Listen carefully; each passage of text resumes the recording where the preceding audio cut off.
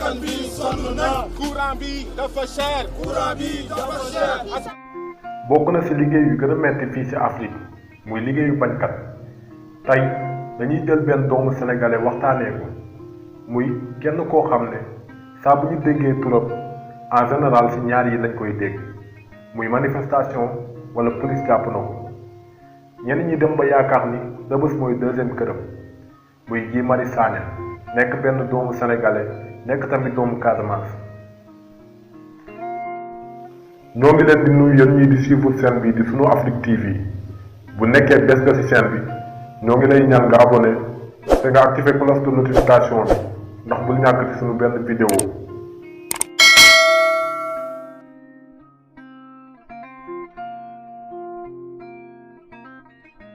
Guy Marius Sagna moo ngi judd le 29 janvier 1979 foofu Sao Tomé mu nekk ci région bu Ziguinchor. Guy Marius Sagna nekk benn travailleur social bu ñu rattaché ci ministère de la santé ba muy def bac mention assez bien la ci génne ginnaaw loolu mu dem université Cheikh Anta Diop ne ci faculté des sciences juridiques et politiques foofu sa ICAT wante yàggu fa ci la demee ci école nationale de développement social et sanitaire mu génn fa ak diplôme mais foofu greffe lañ ko fa ràññee woon moom ak ay xaritam. Guy Marius Sagna nekk benn jeune bu teel a bëgg engagement ci xol bi la ko def. Guy Marius Sagna tàmbalee liggéey ci benn centre bu ñuy wax PCCI di fa mën ay combat wam suba ak ngoon mu porté woon fa xeexu ay liggéeykat yu toog ay weeri weer jotuñu seeni payoor ci diir bu gàtt ñu dàq ko fa. En mai 2005 ñu affecté ko foofu sa Tambacounda mu nekk fa assistant social et sanitaire di fa mën ay combat wam ci noonu lañ ko fa nommé mu nekk coordinateur mouvement M23 bu Tambacounda. Guy Marius Sagna commencé di organiser ay manifestation yu dul jeex ci nguuru kii di maître Abdoulaye Wade ñu koy tuumal tamit ay tentative d'assassinat ci noonu ndaw PDS yi commencé ne fu ñu gis kii di Guy Marius Sagna dinañ ko rey. ginnaaw loolu police moo mujjee jàpp Guy Marius Sagna nu bu ko jant bi. en 2013 foofu sa Tamba Guy Marius Sagna daj nañ ko fa 5 jours ci mag bu Tamba moom ak ay enseignants lu waraloon arrestation boobu mooy route nationale ba la baare woon. lu waraloon loolu mooy ñu doon liggéey ci case des tout-petits dañu toog ay weeri weer kenn fayu leen ñu ñëw saisir kii di Guy Marius Sagna mu porte combat bi ànd seeg ñoom. en 2012 bi maître Abdoulaye Wade di yontu mbirum troisième mandat Guy Marius Sagna bokkoon na ci jeunes yu mobilisé woon ne mukk du fi amee mu tombé woon ak le 23 juin mu àndoon ci ak mouvement bii di M23. en 2014 ñu affecté ko foofu ci hôpital régional bu Sédhiou mu nekk fa assistant social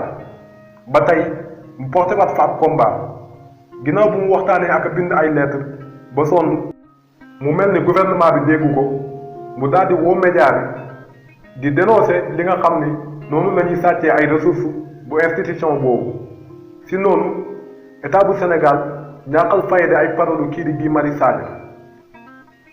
ñu affecté ko Dakar ci benn institution boo xam ne amul courant amul ndox ndax jàpp ne ak bañkat bu mu mën doon boo ko tegee yenn danger yi noppiloo nga ko wante affectation boobu dafa gën a jàppale kii di Guy Marius Sagna ndax gën na ko permettre mu gën a jege média bi te saa bu bëggee manifestation dina gën a gaaw mën a mobiliser jeunes yi te loolu dina ko jàppale ci mobilisation bu gën a gaaw mu mën di défendre de toutes sortes de causes. nombre de fois yu ñu ko tëgg dañ koy compter par dizaine ñenn ñi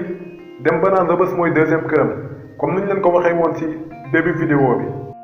Guy Marius Sagna am na ñuy wax naan moom mooy militant de l'expérience de la prison ndax engagement bii mu am jaaxal ñu bari waaye dara waralu ko lu dul bëgg réewam am moomeelu boppam te engagement bi ñun jàpp nañ ni kenn mënu ko ci jëlee te jàpp nañ ni tamit loolu moo am. moom nee na bañul français yi déedéet wante aussi bañul américains yi wante lu mu bañ mooy ni ñuy noté africains yi maanaam nañu bàyyi africain yi jëriñoo seeni moomeel. kii di Guy Marius Sagna ñu bari ñoo ko commencé xam en 2012 ginnaaw loolu bokk na ci ay front yu bari lu ci mel ni France dégage Y en a marre ak yeneen. bu ñu fàttalikoo en 2017 ci la njëkk bokk coalition ak kii di Ousmane Sonko ñu fal ko directeur de campagne bu ndawu réew mi te lu gën a yéeme ci mbir moomu mooy kii di Guy Marius Sagna dafa bañoon ñu dugal turam ci turu député yu war a teew assemblée nationale ndax jàppoon na ni gën na war a mën a taxawu askan bi lu ëpp njëriñ fu dul assemblée nationale ndax suñu assemblée bii nii ay xulóog ay xeex mënuñ fa yóbbu loi ba nga xamante ni lu njëriñ askan wi moo tax ñu yóbbu dugal fa loi boobu te bu fekkee njëriñu askan wi moo tax ñu dugal fa loi boobu loi bi du jàll. loolu waral mu teel a signalé waa parti bi ne leen loolu daf koy tënk ci combat yu bari ñu bari xamuñu ne Guy Marius Sagna am na parti politique bu tudd yoonu askan wi lu waral loolu mooy foo ko fekk ci njëriñu askan bi rek lay dox. Guy Marius Sagna tamit porte na fi ay combat yu bari yu jëm ci wàllu suufu ay baykat yu nu bëggoon jaay doole wala ay travailleurs yu toog diir bu yàgg te jotuñu seeni payoor. Guy Marius Sagna nekk koo xam ne injustice bëggu ko te du ko mës a bëgg loolu bokk na ci lu waral saa boo ko wooyee sa combat mu ñëw comme dañoo teg injustice sa kaw ànd seeg yow ba nga am dëgg. ay naataangoom yu mu bokk nekkal France dégage ñoom nee nañ bu ñu organisé woon manifestation 3 heures du matin Guy Marius Sagna la ñuy njëkk woo avant ñi woo kenn ndax oyof bu mu oyof ak dëgg bu nekk ci moom. bu ñu fàttalikoo am na benn manifestation buntu assemblée nationale ñu ne giri assemblée yi bu ko kenn jege moom ak benn xaritam ñu déguisé wu comme benn jaaykatu journal daal di dem la xamu ci giri assemblée yi ñu jàpp Guy Marius Sagna tëj ko durant 30 jours bu mu génnee ci diir bu yàggul dara ñu yokku courant bi Guy Marius Sagna demaat manifestation buntu palais dem ba yegg ci giri palais présidentiel bi ñu tegaat ko loxo te boobu ci liberté provisoire la nekkoon mu mel ni loolu moo waral léegi bu manifestation amee Guy Marius Sagna day nekk benn cible boo xam ne gouvernement bi day jàpp ni bu ñu ko tegee loxo rek mooy dispersé nañu ful bi. Guy Marius Sagna participé na ci ay conférence fële sa Tunisie Ouganda ak Addis Abeba ci siège bu Union africaine bu ñu fàttalikoo en 2018 ginnaaw inauguration place de l'Europe bas bu ñu fa defoon ba ñu bëree inauguration bi la ko Guy Marius Sagna xotti ñu jàpp ko en 2020 ñu soppi tur bi tuddee ko place de la dignité ba tey ci scandale Petro-Tim bi nga xam ni kii di Aliou Sall di ràq ci président Macky Sall daf ci tàq rip Guy Marius Sagna tamit moo porté waat combat boobu combat yu kii di Guy Marius Sagna di porté yëpp xajul ci benn vidéo mais lii dañ koo def pour rek sénégalais yi xam ni am na ñoo xam ni bépp combat bu ñu nekk intérêt askan bi moo leen ci dugal moo tax mais pas pour seen bopp. boo leen amee tamit benn africain boo leen bëgg a xam jaar-jaaram mun ngeen bind turam ci commentaire yi après ñun dinañ ci def ay recherche pour leeral leen di leen wax tamit ngeen abonné ci chaîne bii di sunu Afrique TV ngeen di aimer vidéo yi ndax YouTube gën ñu may chance lu bari di mën di jot ci vidéo yi te ngeen koy partager ak seen jegeñaale di leen jaajëfal aussi ci seetaan di leen jox dig daje ba beneen yoon ci yeneen vidéo. man Guy Marius Sagna maa ngi fii taxaw ak yéen pour ne président Macky Sall fii du fi amee 3e mandat fii du fi nekk ñetteelu yoon candidat bu bëggee nekk candidat na dem ci beneen réew ci àddina bi waaye du doon ci Sénégal man Guy Marius Sagna fukki at ci ginnaaw man maa jiite woon M23 bu Tambacounda buñ ci tegee fukki at ma taxawaat fii naan non au 3e mandat non à la 3e candidature lu muy tekki mooy Sénégal avancé wul dafa taxaw ci diiru juróom ñetti at tey xëccoowuñu M23 xëccoowuñu 23 juin fan laa nekkoon 23 juin 2011 nekkoon naa